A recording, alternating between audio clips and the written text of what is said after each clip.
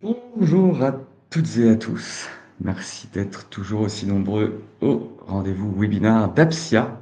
Cette fois-ci, nous allons parler d'ERP augmenté et de planification. La semaine dernière, nous étions plus sur un thème d'éducation et de CRM. La fois d'avant, c'était de la BI. Donc voilà, des nouveaux rendez-vous et des nouveaux sujets à chaque fois. Et on est toujours ravis de les faire en partenariat avec notre éditeur Microsoft, avec lequel nous sommes en partenariat depuis maintenant de nombreuses années. Alors, le temps que les différents viewers puissent s'installer tranquillement et prendre leur café, nous allons passer sur l'agenda du jour rapidement. Présentation des intervenants, bien entendu, puisque je suis accompagné de Thomas Gory. Nous ferons ça juste après. Nous passerons ensuite une introduction, notamment sur qu'est-ce que le PPP et le FP&A, pourquoi et comment s'y préparer. On aura ensuite, comme d'habitude, lors de nos rendez-vous, une démonstration live d'environ 15 minutes et nous prendrons bien entendu, si besoin est, un temps en fin de webinaire pour répondre à toutes les questions. Bien entendu, hein, ce webinaire peut aussi être en interaction live sans aucun souci. Ce que je vais faire, c'est je récupérerai les questions potentielles de la démonstration. Si elles se posent en tout cas et qu'elles suivent le flow de la démo, je les poserai en live. Sinon, bien entendu, je les garderai pour la fin. Alors, je vois qu'on a perdu Thomas. On a des petits soucis parfois de retransmission du PPT pour lui. J'en suis désolé. Il va nous rejoindre. Voilà, magnifique.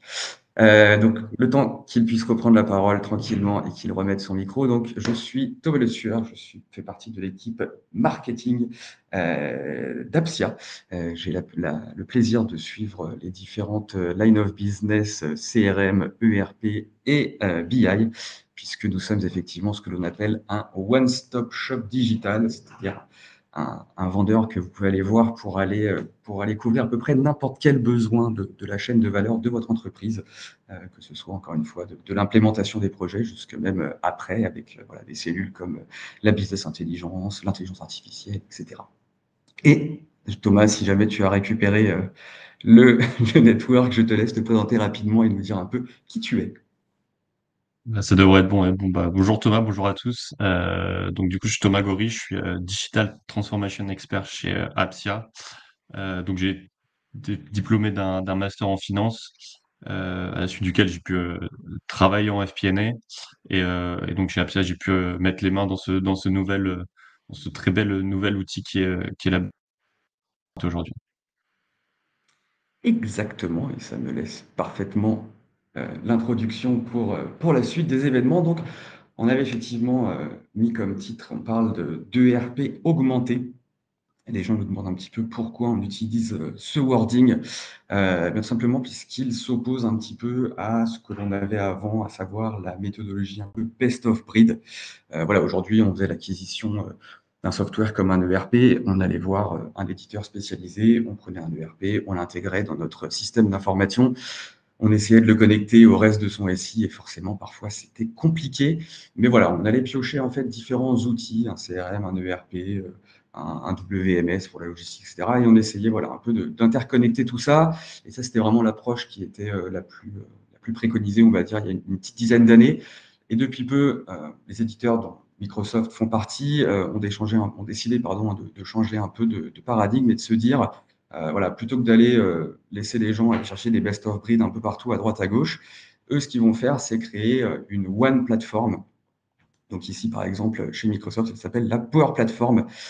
Et en fait, cette Power Platform vous permet en fait d'avoir toutes les briques nécessaires à votre SI au sein du même éditeur. Donc, on va avoir par exemple Dynamics 365 chez Microsoft, où on va retrouver Dynamics 365 FNO, qui est par exemple l'ERP. On va retrouver Dynamics 365 Sales, qui est le CRM. Et donc, on va avoir comme ça toute cette nébuleuse, on va dire, d'applications qui tournent autour de cette brique finance qui est souvent la brique maîtresse, hein, donc l'ERP.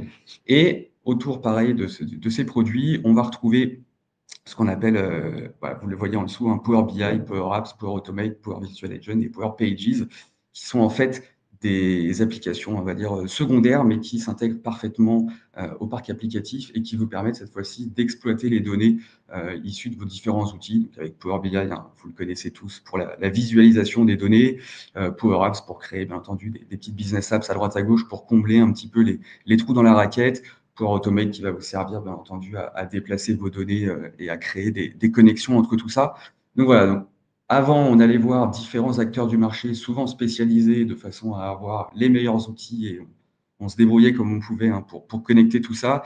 Aujourd'hui, on passe vraiment sur une plateforme unifiée, que ce soit chez Microsoft, chez SAP ou d'autres gens. On prendra bien entendu l'exemple de Microsoft aujourd'hui, mais voilà, c'est vraiment une approche complètement différente où on reste à un seul interlocuteur pardon, et une seule nébuleuse, on va dire, de software. Bien entendu, on va voir que ça a des gros avantages de connectivité, etc. pour le parc informatique. Alors, pourquoi justement parle-t-on aujourd'hui de BPP? Eh bien, tout simplement puisque c'était une brique sacrément manquante et sacrément demandée par les utilisateurs de Microsoft depuis maintenant quelques années. Donc voilà, comme je disais, donc ça comble un vide stratégique dans l'écosystème de Microsoft. Et ce vide avant était on va dire, comblé par, il me semble qu'il y avait, je ne vais pas dire de bêtises, 2 ou 3 acteurs, qui avaient ce qu'on va dire des softwares un peu stand-alone qui s'intégraient un peu avec le reste. Mais donc c'était un peu chronophage de les utiliser, c'était assez compliqué et Microsoft s'est dit: «On va simplifier tout ça, on va réutiliser des outils qui sont déjà connus du marché, à savoir Power Apps et Power BI et on va permettre, aux équipes de FP&A de pouvoir, réaliser justement, leur travail directement dans cet outil».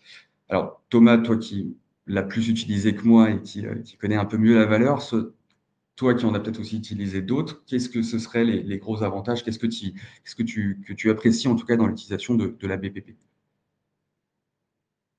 Ouais, bah, moi, pour moi, il y a 2 avantages, majeurs à cet outil. Le premier, c'est que là où généralement on externalise le budgétaire de prévision, heu, la force de cet outil, c'est qu'il est connecté justement, hein, c'est comme tu l'as dit, il est unifié avec toutes les applications Microsoft, donc ça permet d'éviter un aller et venu, sans cesse entre l'outil, le RP par exemple et l'outil budgeting.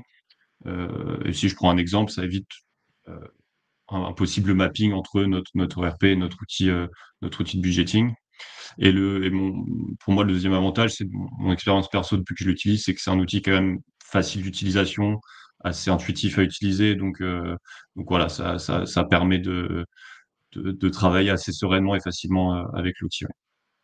C'est vrai que alors pour info, hein, c'est un produit qui vient de sortir chez Microsoft. On est en train d'essayer de déployer chez différents clients et on était plus dans une phase de learning, de testing, et cetera, justement pour voir, s'il correspondait aux différents besoins de nos clients. Et alors quelque chose qu'on m'a remonté, qui change a priori dans l'utilisation, moi je suis pas un power user de Power BI, mais on m'a dit que c'était aussi, l'introduction de l'input et de la sauvegarde des données dans Power BI. Qu'est-ce que tu saurais nous dire très rapidement là-dessus pour peut-être les gens qui connaissent justement Power BI déjà dans l'assemblée? Sur l'input et la sauvegarde des données? Yes. Ah bah. Désolé pour le petit couac. Je pense qu'il en a perdu son réseau. Je vais le réaccepter dans une petite seconde. Doit être de retour. Te revoilà, c'est bon. Oui, donc je disais que oui, c'était un outil qui permettait, comme tu l'as dit, hein, d'intégrer nos données facilement, dans Power BI. On les manipule et on a toujours une trace finalement et après ça permet de les sortir également en l'occurrence, Dynamics. OK, donc en fait, si je comprends bien, c'est avant, on ne visualisait que les données avec Power BI. Là, aujourd'hui, on peut jouer avec, les sauvegarder et les C'est ça, ouais. réimporter dans son outil de RP par la suite. D'accord, donc là, pour le coup, il y a un vrai gain de C'est temps ça. par rapport à un outil extérieur. Mmh, exactement. Très bien. Alors, maintenant, à qui s'adresse justement, la BPP? Et là, on aurait tout de suite, alors moi, j'étais le premier à penser que c'était, un outil uniquement pour les CFO et on s'est rendu compte par la suite que non, en fonction de la taille de l'entreprise, il pouvait même être utile, voilà, à différents types, d'équipes. Bien entendu, l'équipe FP&A, hein, comme on peut l'imaginer, qui elle, c'est son travail au quotidien justement de pouvoir, planifier, forecaster et cetera.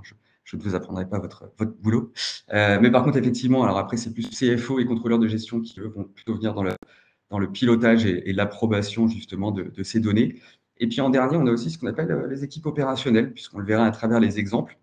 La planification, elle est bien entendu majoritairement financière, mais on le verra, on peut aussi faire de la planification humaine, de l'agenda, des choses comme ça. On peut faire, voilà, on peut essayer de forecaster pas mal de choses avec ce type d'outil. Et étant donné qu'il est connecté à une nébuleuse, comme on l'a vu tout à l'heure, il existe une brique RH chez Microsoft, il existe une brique finance, une brique sales.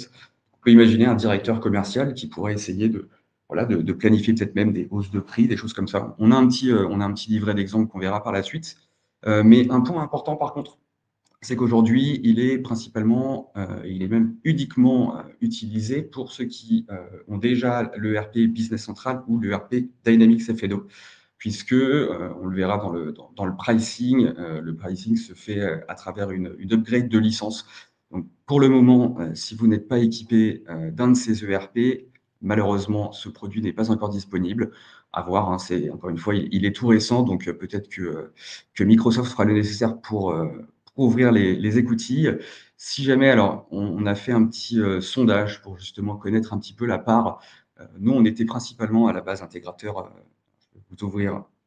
Voilà, normalement, je vous ai ouvert un sondage. On a 1 minute avec des résultats ouverts et transparents à la fin. Mais nous, on était principalement intégrateur de Dynamics F&O et on s'est lancé récemment justement sur Business Central et on se demandait quelle était la part des gens qui, dans notre audience, utilisaient plutôt l'un des deux des ERP. Donc, je vous laisse encore quelques secondes pour nous répondre au sondage. Et on va pouvoir passer à la suite.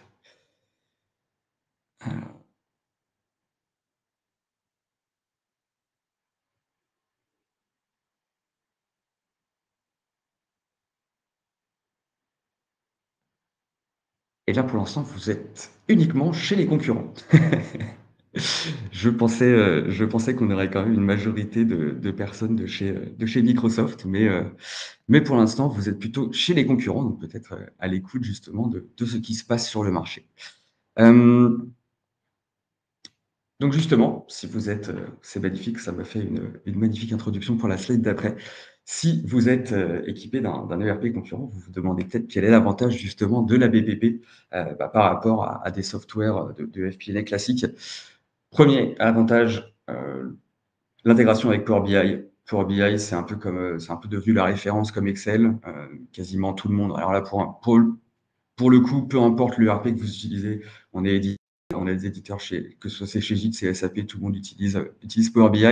Donc l'avantage, c'est que pas de formation supplémentaire, bien entendu. Si vous êtes déjà maître de l'outil, normalement, ce sera un jeu d'enfant, comme disait Thomas. Le soft est plutôt assez ergonomique. Et puis, la seule différence, c'est que vous allez pouvoir justement input des données dans Power BI plutôt que uniquement les visualiser. Deuxième grand pas, justement, dans les avantages de la BPP, sécurité et gouvernance. La sécurité fait partie des 3 grands piliers des prochaines années chez Microsoft. On a bien compris que c'était, que ce soit la cyber contre les attaques, etc., deviennent un enjeu assez important pour les entreprises. Donc, ils mettent un paquet, bien entendu, sur sécurité et gouvernance. Vous avez aussi la possibilité, vous le verrez par la suite, de faire des approbations, automatisation des workflows d'approbation. Donc là, c'est pareil, sécurité du système d'information et sécurité de la donnée, puisqu'on va pouvoir la faire valider par les différents échelons de la hiérarchie de manière assez simple. On le verra dans la démonstration si je ne me trompe pas. Multi-devise, à ne pas confondre avec le multi-device, mais qui est aussi utilisable sur différentes devices. Mais pour le coup, là, on parle bien du multi-devise, multi-scénario et multi-source. Donc, bien entendu, multi-devise, on est chez Microsoft, hein, donc on est sur de l'international, il n'y a pas de doute. Multi-source, pareil, on l'a vu, l'avantage d'une one platform, que ce soit des sources RH, des sources de vente, des sources financières. On est capable aujourd'hui d'analyser et de planifier sur à peu près n'importe quoi. Et là, pour la suite, on va avoir aussi l'intégration directe de Copilot. Donc, pour ceux qui ne sont pas au courant, Copilot, c'est l'agent IA de Microsoft qui est déjà intégré à 90% des produits de la suite. Alors, nous, on l'utilise beaucoup sur Teams, on l'utilise beaucoup sur pas mal d'outils. On n'a pas encore eu, on va être très honnête, on n'a pas encore eu de preview de ce qui était prévu dans l'utilisation de Copilot spécifiquement à la BPP. Mais voilà, vous pouvez vous référer, je pense qu'on a des webinaires précédents qui parlaient d'IA sur le CRM, d'IA sur Power BI. Donc voilà, je pense que de toute façon, en mixant un petit peu toutes les fonctionnalités, on pourra imaginer déjà ce qui sera présent sur la BPP. Mais voilà, c'est déjà dans la roadmap de Microsoft de pouvoir utiliser l'intelligence artificielle de Copilot directement dans la planification. Alors, avant de passer à l'étape qui vous intéresse sûrement le plus, à savoir la démonstration avec Thomas, on voulait donner quelques exemples concrets, justement, puisqu'on a vu tout à l'heure que ça s'adressait à différentes typologies de personnes. Donc, on va prendre 4 cas. Un cas, par exemple, le lancement d'un nouveau produit. Donc, ce qu'on va essayer de gérer, en tout cas, et de planifier, bien entendu, scénario de vente, scénario de croissance, de taux de churn, hausse ou baisse de prix, élasticité. Voilà, on va essayer vraiment d'imaginer tout ce qui peut se passer en fonction d'un lancement de nouveaux produits et de réagir justement en live avec des véritables données financières et pouvoir les réimporter directement dans ces outils. On va faire aussi, là c'est on va dire le cas le plus concret, prévision de trésorerie 12-24 mois. Donc là, c'est plutôt travail des financiers, vente, investissement, remboursement, et cetera. Assez classique.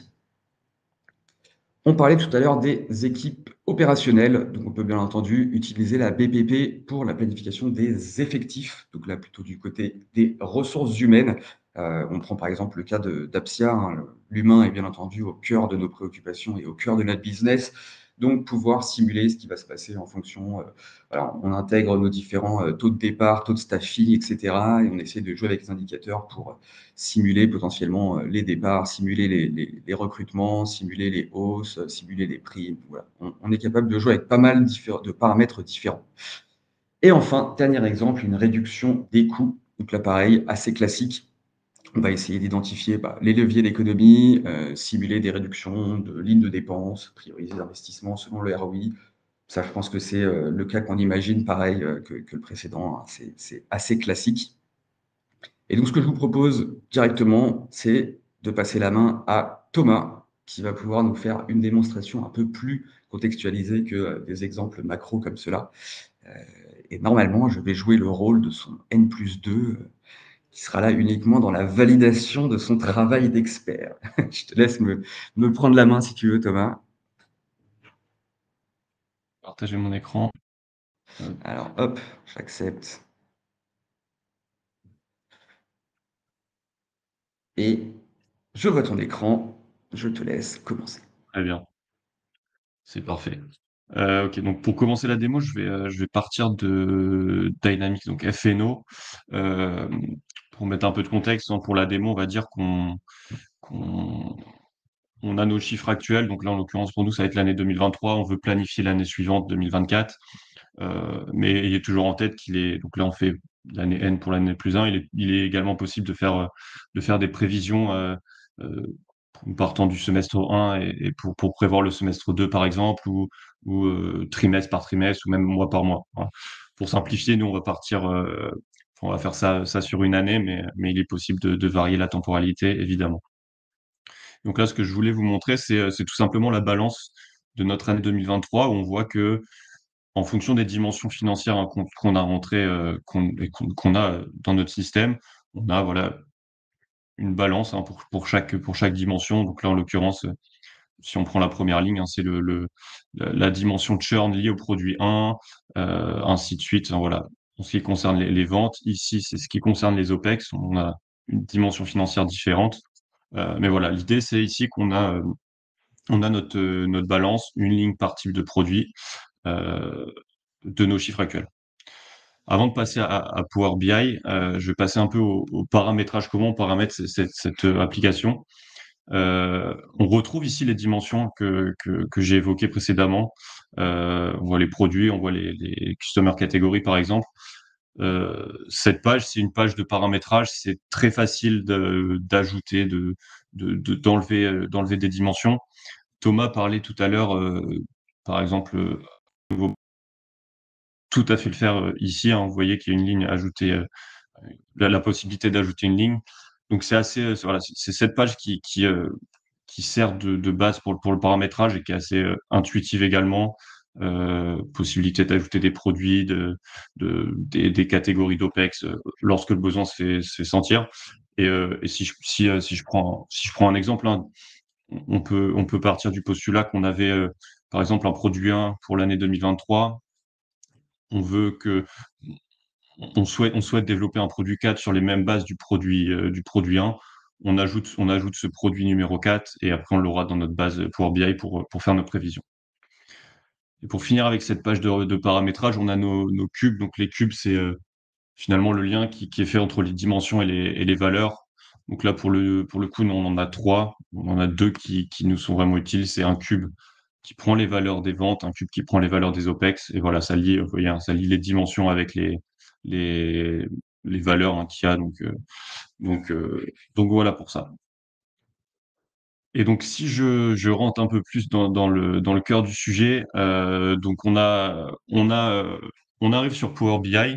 Donc là, on voit uniquement nos chiffres actuels. C'est exactement ceux que je vous montrais en préambule, hein. Donc, on va vous passer l'étape, mais via un simple clic, on peut les importer dans Power BI. Et là, on les a pour visualiser. Thomas parlait de sécurité tout à l'heure. La sécurité, c'est une des forces de cet outil. Là, évidemment, on peut pas modifier nos chiffres actuels. C'est des chiffres qui sont avérés. On peut pas les modifier. Et il y a tout à fait la possibilité, via la page de paramétrage, de mettre la sécurité en place. Et on peut tout à fait verrouiller les chiffres pour le scénario, enfin, pour nos chiffres actuels 2023. Et donc là, si je vous montre un peu les graphiques, on voit on Alors, voit, je on voit donc je là, sais pas si en tu as changé l'occurrence de pour page, celui-ci, euh, Thomas, je ah, sais je pas si tu as changé suis, de page, mais on est je toujours sur suis FNO sur là, en fait. OK, alors Je je t'entendais parler de suis graphique, sur c'est pour Power ça. BI là, Alors, je pense qu'il faut que tu ah voilà, là c'est bon, est-ce là je la vois. et du coup, je Et peux je peux non. revenir sur cette Ah oui, page-là. d'accord, ouais. Sur cette page-là, du coup, c'est ce que je montrais avec heu, la facilité, voilà, d'ajouter des lignes, lorsqu'on a un nouveau produit, et c'est les dimensions qu'on retrouvait, du coup, dans la page précédente. Et ici, c'est où je vais vous montrer nos cubes qui faisaient le lien entre à la fois nos dimensions et nos valeurs. Donc voilà, c'est pour montrer un peu cette page-là, pour voir que c'est une page de paramétrage qui est assez ergonomique, facile à paramétrer et facile d'accès. Et donc si j'en reviens au Power BI que vous devez voir normalement désormais, heu, donc je vous disais qu'on avait là pour le moment uniquement nos chiffres actuels. On vous a passé l'étape de l'import de nos chiffres actuels depuis la balance, mais les chiffres qu'on a là, c'est ceux que je vous montrais en préambule dans FNO. Heu et via un simple clic, on arrive facilement à les importer. J'ai parlé également de la sécurité, heu et par sécurité, j'entends, pour le coup, pour ces chiffres actuels, on peut, les figer, les bloquer pour qu'ils soient inaccessibles à modifier. Et donc là, si je regarde les visuels, on est par exemple sur une page qui retrace les ventes. On voit les ventes donc de 2023 mois par mois, produit par produit.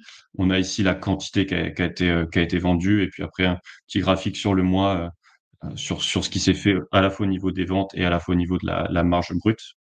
Donc voilà, on a tout un tas de graphiques, comme ça, donc pour les ventes, pour les OPEX également, en sachant qu'on les a gardés, on les a volontairement gardés simples pour le webinar, mais il est tout à fait possible et même facile d'en créer des nouveaux en fonction du besoin de l'entreprise, en fonction du secteur d'activité, de la taille, et tout un tas de caractéristiques. Et donc, le but ici, ça va être, de dire, on a dit, hein, Thomas était moins +2. Il m'a demandé, moi, en tant que contrôleur de gestion, on va dire, de créer les prévisions de ce que pourraient être les ventes et les coûts d'OPEX pour l'année prochaine. Donc moi, je lui ai dit: «OK, pas de problème, je te fais ça». Donc le but premier ici, ça va être de créer un nouveau scénario. Donc je vais l'appeler, test, 2024. Ici en statut, je vais les mettre, en ouvert voilà. Je travaille dessus, je fais des changements. Donc je sauvegarde mes changements.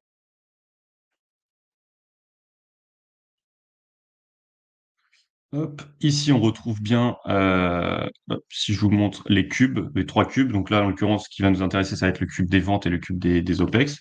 Et donc moi si je prends le cube des ventes, ici le but ça va être d'ingurgiter des données dans ce nouveau scénario.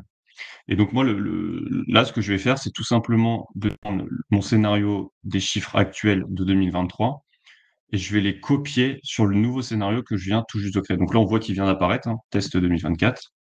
Donc là, je dis, d'accord, je veux créer, enfin, je veux depuis le scénario actuel jusqu'au scénario test, et je vais aussi mettre une dimension de date, sachant que voilà, on était sur l'année 2023, et là, je veux l'année 2024 pour le nouveau scénario. Donc là, je save, et d'un simple clic, je copie.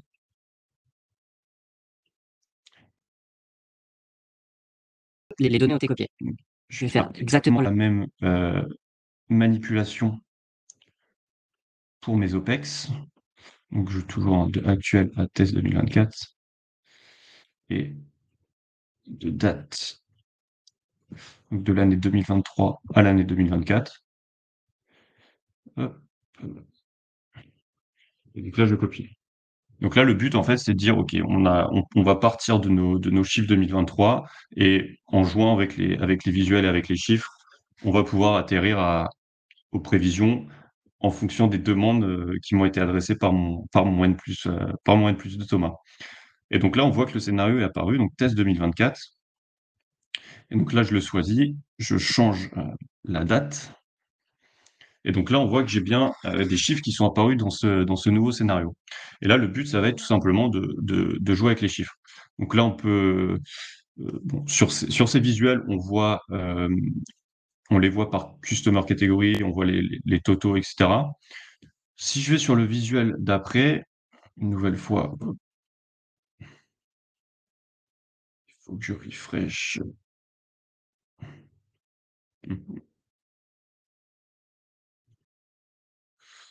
Devrait apparaître. Il apparaît ici. Et là, on voit une nouvelle fois l'année 2024 qui apparaît et on peut estimer que Thomas m'a dit: «Écoute, on a ces chiffres-là pour l'année 2023. Pars du principe que pour le produit 1, on aura une augmentation, on va augmenter le prix de vente de 10. Moi, très bien, j'entends cette valeur, il ne me dit pas d'indication pour les mois, ça veut dire que voilà, sur tous les mois, on va augmenter de 10. D'un simple clic, donc là, je vais mettre donc le i pour increase 10%. Si je mets increase 10% dans la salle, dans la cellule sales price total à la fin, si je refresh, on va voir que mes données vont augmenter pour toutes les lignes du produit 1 du sales price de 10. Donc voilà, je suis rentré simplement dans la colonne, j'ai tapé increase 10% et d'un coup, on voit que mes chiffres ont augmenté. Et ça, on peut le voir visuellement. Bon, pour l'instant, c'est pas très visible, mais là, on a un graphique qui, en bleu ciel, c'est mon nouveau les données de mon nouveau scénario. En bleu marine, les données actuelles. Pour la quantité, j'ai rien touché encore, mais on voit que, pour la grosse profit et les ventes totales, on voit qu'il est légèrement au-dessus. On peut dire qu'il y a une augmentation similaire pour le produit 2. En sachant que là, Thomas me dit: «Écoute, le prix sera de 400 sur tous les mois». Moi, je dis: «OK», donc là, je mets R 400, ça veut dire je remplis 400 en prix de vente sur tous les mois de 2024. Et donc là, si je mets R 400, on verra que tous les prix de vente pour chaque mois pour le produit 2 vont être, enfin, le prix de vente va être de 400. C'est ça, juste pour on revient à ce qu'on disait tout à l'heure, le fameux input dans Power BI. Donc c'est ça qui est un peu la nouveauté où avant, parce que personnellement, j'ai jamais utilisé, enfin j'ai jamais créé sur Power BI moi personnellement. Donc avant, on pouvait pas en fait rentrer des données directement dans des cellules comme ça et les sauvegarder. C'était uniquement visuel, c'est ça, si je comprends bien? Bah, c'est plus un outil de visualisation, ouais, de base, Power BI, c'est ce qui fait la force du coup de cette nouvelle fonctionnalité BPP qui permet à la fois d'avoir toujours cette partie visualisation qui est quand même le point fort, hein, Power BI, on va pas se mentir, mais qui permet également de modifier les données. Alors, je ne vais pas dire directement à la source, mais presque, quoi. On peut les modifier Là, on voit sur le même visuel, on peut à la fois les modifier, à la fois les visualiser. Donc c'est assez parlant. Ok. Et donc là, du coup, c'est un peu plus visuel, hein. On a vu qu'après ma modification de passer le produit 2 en prix de vente à 400, on voit que voilà, on est bien au-dessus en gross profit. On a toujours une comparaison versus les données qu'on a, nos données de base, hein, donc nos chiffres actuels 2023 pour toujours avoir une vision de ce qui s'est passé l'année dernière et où est-ce qu'on veut atterrir. Mais là, on voit qu'on est au-dessus. On peut également jouer sur la quantité.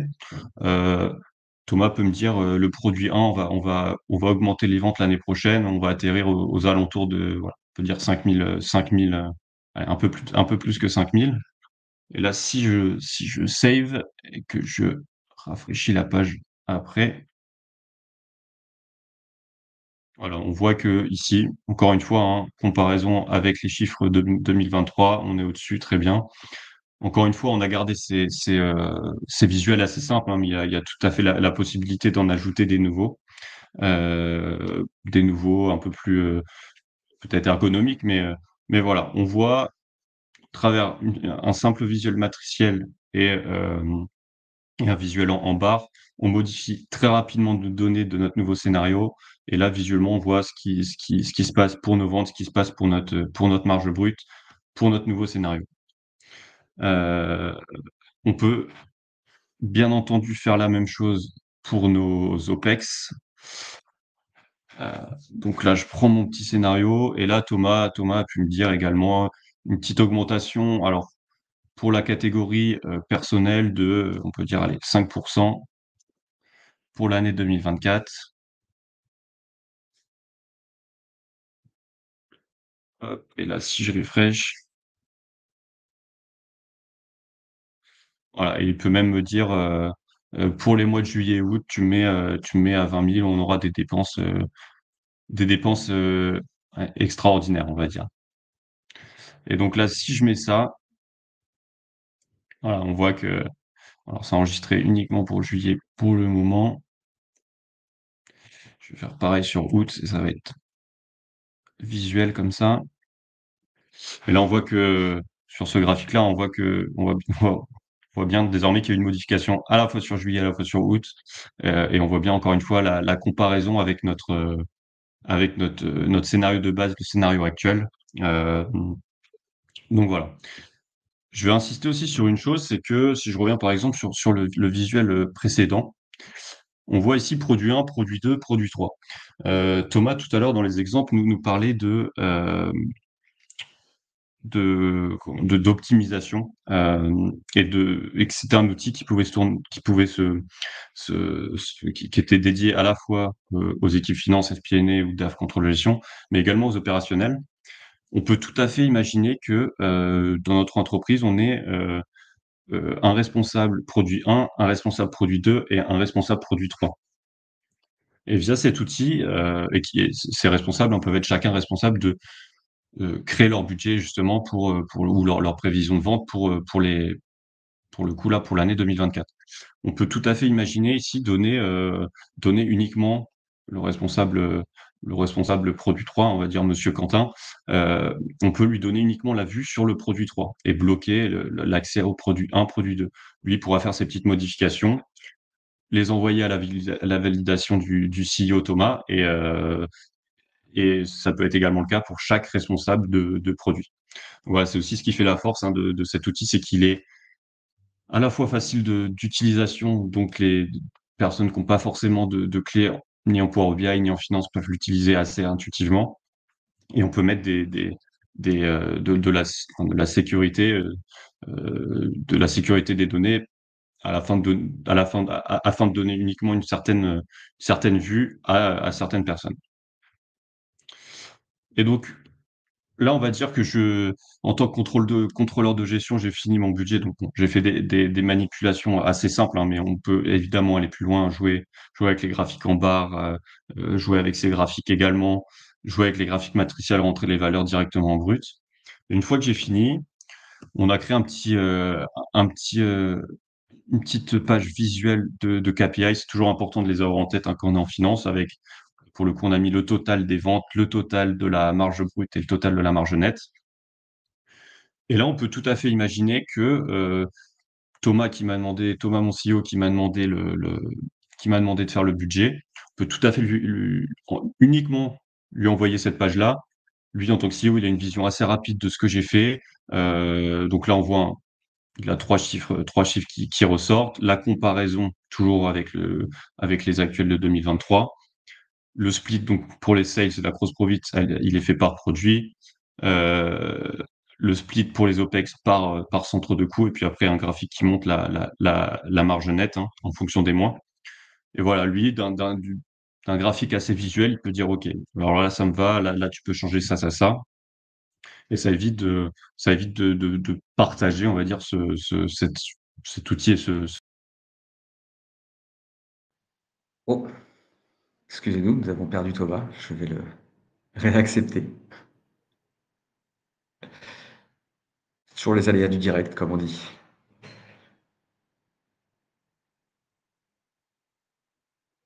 On est arrivé à la phase où je validais son travail et j'avais très très hâte de pouvoir valider. Je vais être très honnête. Ah, te revoilà. c'est bon. Il faut que tu repartages, je dois Euh, réaccepter, voilà. Je disais qu'on OK. arrivait bientôt à la phase Et d'approbation dans laquelle je jouais un rôle on a principal. exactement, exactement. Et un dernier visuel à montrer, une dernière page à montrer, c'était le compte de résultat. Euh, donc là, qui est en deux temps. On a au total, donc le compte de résultat total sur l'année du nouveau scénario qu'on a créé, avec toujours une comparaison avec notre scénario actuel. Donc on voit les chiffres du scénario qu'on vient de créer, les chiffres qui avaient eu lieu l'an passé et la variance, avec pour atterrir à la fin, enfin avec des sous-totaux KPI, et pour atterrir à la fin au profit net, et le split qui est fait mois par mois pour notre nouveau scénario. En sachant que ces pages-là sont pas modifiables, c'est pour avoir euh, une vue d'ensemble. Mais on voit que très rapidement, à travers quelques modifications, j'ai dû en faire 3 ou 4, un PNL qui est déjà fait, donc ça permet d'avoir une vue assez rapide sur ce que pourrait être, pour le coup, notre budget 2024. Et donc, en effet, comme tu l'as dit, la dernière étape, ça va être une fois que moi, en tant que contrôleur de gestion, je suis plutôt satisfait de ce que j'ai fait, j'ai, comment j'ai répondu aux demandes de mon CEO Thomas. Dernière étape, ça va être simplement de dire, bon, là, mon scénario, au tout début, vous vous en souvenez sûrement, j'avais mis le scénario en statut open ready for editing. Et là, moi, je vais dire, je le mets en waiting for approval. Ça veut dire que moi, en tant que contrôleur de gestion, j'ai pas les droits pour l'approuver. Par contre, Thomas, qui est mon CEO, qui est la dernière approbation, c'est lui qui va valider le budget. Je vais lui envoyer, lui pourra regarder quand il approuvera, le budget sera validé. Donc là, je vais save. Et là, normalement, Thomas aura reçu une petite demande d'approbation.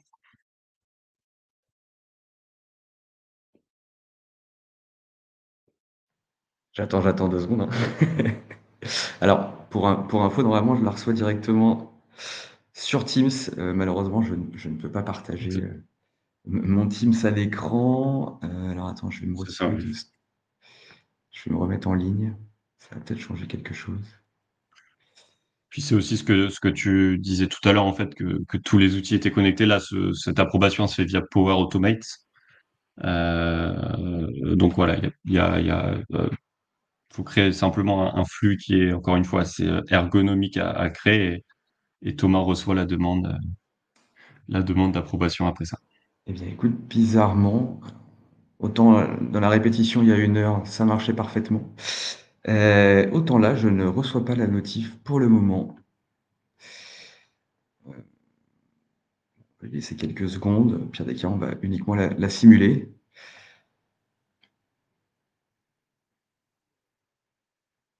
Non, elle n'a pas l'air de vouloir venir.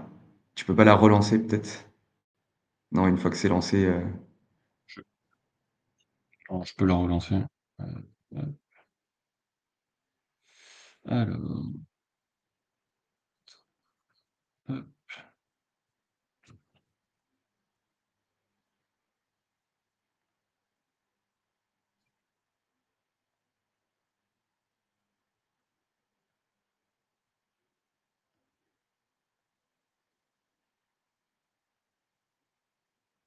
Ah! Donc voilà, donc là j'ai Thomas C'est bon? Gori vous a fait, ouais, ouais, c'est bon, c'est une nouvelle request for approval for BPP.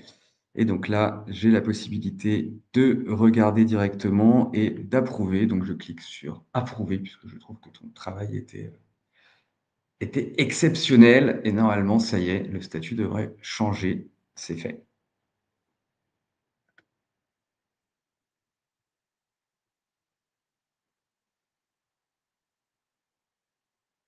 Et donc là, on Approved. voit, vous voyez toujours mon écran Power BI. On voit Oui, que le oui, c'est bon. statut a changé, hein, donc du scénario test, il est passé en approuvé. Et je peux même vous partager un petit dernier écran. On est de retour sur Dynamics FNO. Donc on est parti de FNO avec nos chiffres actuels et là on est de retour. Alors on n'est plus sur la page trial balance, mais on est sur la page du budget. Et là on voit que le budget vient de s'importer, donc il est en cours d'importation. On voit qu'il est à zéro, mais si je refresh, voilà, on a des chiffres et donc on voit que le budget a bien été créé le 22.